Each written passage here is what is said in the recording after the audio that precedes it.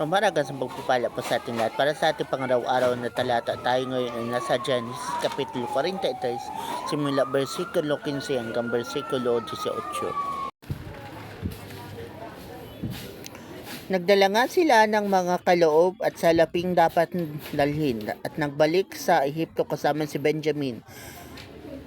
Nang makita ni Jose si Benjamin, inuutos niya sa aliping na mamahala sa kanyang tahanan, isama mo sila sa bahay. Magpahanda ka ng pagkain at salay kasalo ko mamayang tanghali. Sinunod ng alipin ang utos ni Jose at isinama ang magkakapatid. Natakot sila nang sila'y dalhin sa bahay ni Jose. Sa loob-loob nila, marahil dinala tayo rito dahil sa salaping ibinalik na sa ating mga pasako nang una tayong pumarito. Maaring bigla na lamang tayong dakpin, kunin ang ating mga asno at tayo'y gawing mga alipin.